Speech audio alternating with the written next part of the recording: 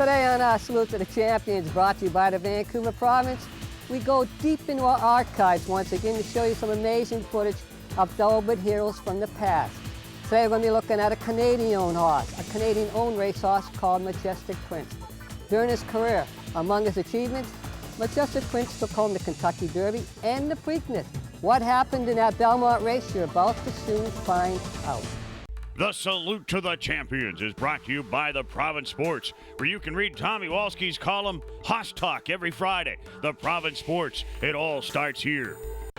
The most dynamic horse of his time was Majestic Prince, who could even pack excitement and drama in an afternoon workout. How he loved to run. Bred at Spendthrift Farm in Kentucky, Majestic Prince was a son of the undefeated but unlucky stallion Raise a Native, who was retired at 2 due to an injury. His sire, Native Dancer, lost but one race, and Majestic Prince would emulate his grandsire. Thus, 3 generations with but 2 defeats. In the 1967 Keeneland Summer Sale, the striking chestnut colt was consigned by his breeder Leslie Combs. Canadian Frank McMahon and his trainer, Hall of Fame jockey John Longden, had decided to buy the colt with cost being no object. $250,000 and how do you want it? Well, I thank you very much and God bless you. At $250,000 and... The $250,000 was then a world record for a yearling. For his basic education, the colt, named Majestic Prince, was shipped to Longden at Santa Anita. Training a thoroughbred is an early morning, 7-day-a-week task. The horse is an athlete, and he must be legged up gradually until enough stamina is developed to finally test his speed. For Longden, it was a labor of love.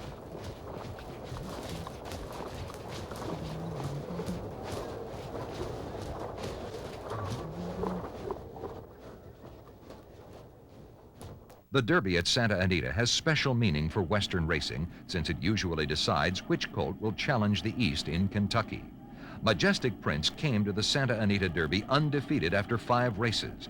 As commanding physically as he was overpowering as a runner, he was the darling of the crowd.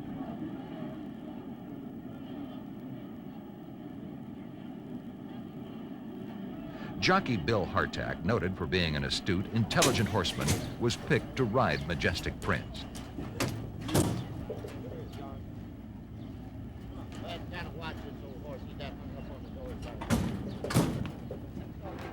There we go. Mr. Joff is going to the front. Right Cross is second. Mahone Jr. is third. Majestic Prince is fourth. Big Mouth Sam is fifth. Race the win, Lonnie's Secret. Passing the stand. On the outside, Mr. Joff in front and neck. On the rail, Right Cross is second, 2 lengths. Majestic Prince is third. Majestic Prince on the outside. It's the Majestic Prince in hand by 2.5 lengths, and now by 3 lengths. Mr. Joff is second by 3 lengths. Right Cross is third ahead. On the outside, Mahone Jr. and race the one into the stretch is Majestic Prince. Now being driven lightly by 8 lengths. It's Majestic Prince just galloping by 6 lengths. Mr. Joff is second. Lonnie's Secret is at his Majestic Prince beginning to ease up. Bill Hartack is beginning to pull him up now. Majestic Prince winning in a walk by 15 lengths. Mr. Joff is second, the length. Lonnie's Secret third. His next appearance would be attended by the largest Kentucky Derby crowd in the history of the race, and they would see one of the most exciting renewals of this venerable classic, marked by an aggressive, domineering ride by Hartack. All standing easily. And they're off for the lead. That's Arts and Letters up on the outside. It's Ocean Roar. Ocean Roar gets the lead with Arts and Letters now second. Along the rail, it's Top Knight. Majestic Prince is up on the outside. A Ray Jet. In close quarters is Fleet Ally. Through the stretch, Ocean Roar holding the lead by 4.5 lengths. Top Knight is along the rail with Arts and Letters just outside. Ray Jet is third. Majestic Prince is up on the outside. And then we get Fleet Allied. And it's 5 lengths to Dyke, and the trailer is Traffic Mark. They continue down the backstretch. Top Knight now by a head with Ocean Roar second, and up on the outside and moving is Majestic Prince. Still looking for room between horses Arts and Letters. Dyke is now moved into fifth. They're on the turn. Top Knight is the leader. Top Knight is leading by a head, but outside is Majestic Prince. Inside is Arts and Letters and gets through. Arts and Letters now gets to the lead. The leader by a head. Majestic Prince is second on the outside, and Dyke is moving up very quickly.